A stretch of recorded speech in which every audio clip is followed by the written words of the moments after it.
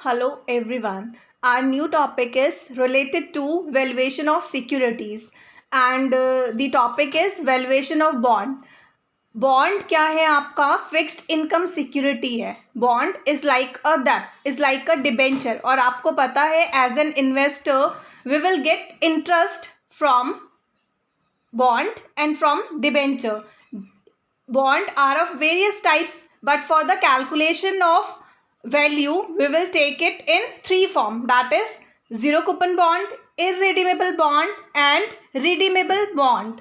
First one is zero coupon bond. Zero coupon bond में हमें क्या मिलेगा? हमें इंटरेस्ट नहीं मिलेगा. हमें एक टाइम पीरियड के बाद क्या मिलेगा? Redeemable value, that is selling price मिलेगा, सेल्स वैल्यू मिलेगी. तो fair value, B0 is fair value. Fair value calculate करने के लिए फॉर्मूला है आपका redeemable value divided by 1 plus R की पावर n. जिस ईयर में हम लोग को रिडीमेबल वैल्यू मिलेगी उस रिडीमेबल वैल्यू को डिस्काउंटिंग फैक्टर से हम डिवाइड करेंगे. ठीक है. R V here is redeemable value, R is expected rate of interest. Second bond is irredeemable bond. Irredeemable bond means क्या है आपका? जो रिडीम नहीं होगा.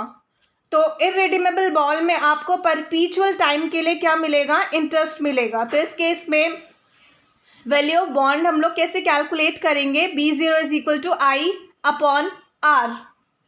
R is here expected rate of return और yield to maturity. Third type of bond is redeemable bond. Redeemable bond का formula क्या है फेयर वैल्यू कैलकुलेट करने के लिए? B0 is equal to interest of first year divided by 1 plus R की power 1 plus interest of second year divided by 1 plus R की power 2 dash dash dash interest of n divided by 1 plus R की power n. Last year में जो हमें interest मिलेगा plus last year में हमें एक और वैल्यू मिलेगी as an interest, that is your redeemable value divided by 1 plus R की power n.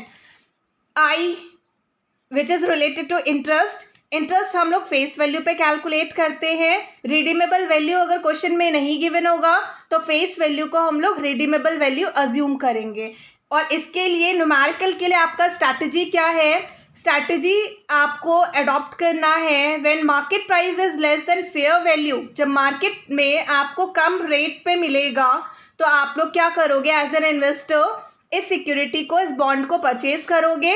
Second, when market price is more than fair value, अगर मार्केट में आपको ये बॉन्ड मोर प्राइस का मिल रहा है तो आप इसको क्या करोगे? अगर आपके पास ऑलरेडी बॉन्ड है तो आप इसको सेल कर दोगे. और अगर मार्केट प्राइस फेयर वैल्यू के इक्वल है तो you are indifferent, you can sell as well as you can buy. Thank you.